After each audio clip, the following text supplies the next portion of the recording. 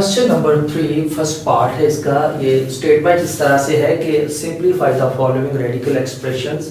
यहाँ पे देखें ये -125 है अंडर रूट और यहाँ पे इसमें जो इंडेक्स है वो 3 है। इसको हम सिंप्लीफाई कैसे करेंगे? यहाँ पे जो -125 है, अगर हम 125 के फैक्टर्स बनाएं तो वो हमारे पास देखें ये 5 जो है 3 टाइम्स अगर मल्टीप्लाई हो फिर 125 आता है, तो इसके फैक्टर्स फिर ये बनेंगे -5 और -5। और ये जो यहाँ पे पावर है इसको हम 1/3 भी लिख सकते हैं।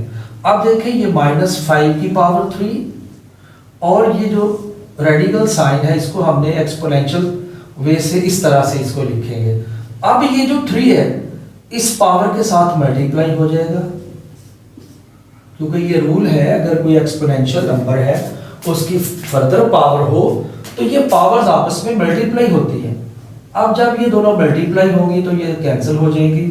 इस तरह हमारे पास फाइनली आंसर जो है वो -5 आ जाएगा।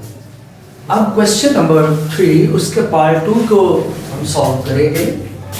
देखिए इसमें 32 को अगर हम फैक्टराइज करें तो इसके फैक्टर्स ये हो गए। 2 को 5 टाइम्स मल्टीप्लाई किया जाए तो ये 32 के इक्वल होता है। अब यहाँ पर पावर 4 है, यहाँ पे अगर पावर 4 आती है तो ये जब इसको हम रेडिकल साइन को खत्म करेंगे तो 1/4 से वो कैंसिल होगा। तो ये जो यहाँ पे इन 4 को अगर हम इकट्ठा कर लें तो ये 2 पावर 4 और ये 2 साथ में सिंगल रह जाएगा इस तरह से। अब इसको सेपरेट और इसको सेपरेट कर लेते हैं।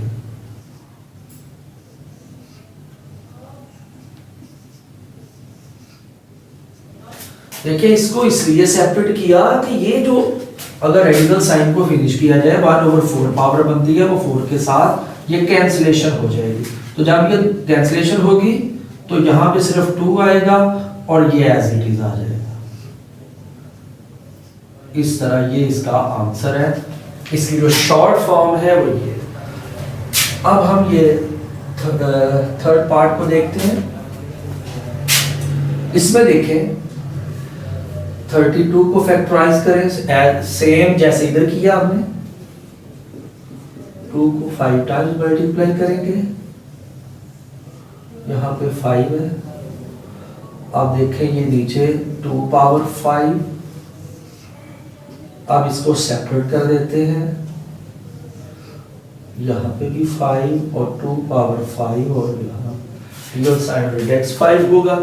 अब प्रीवियस क्वेश्चन की तरह यहाँ पर भी ये पावर 5 और अगर ये रेडिकल साइन को फिनिश करें तो यहाँ पे 1/5 पावर आएगी और ये दोनों आपस में कैंसिल हो जाएंगे और हमारे पास रिमेनिंग क्वांटिटी होगी यहाँ पे सिर्फ 2 और ये 3 अंडर रूट यहाँ पे इंडेक्स 5।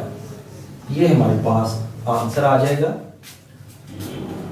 क्वेश्चन नंबर 3 इसका फोर्थ और लास्ट पार्ट -8/27 अंडर रूट है और यहाँ पे इंडेक्स 3 है।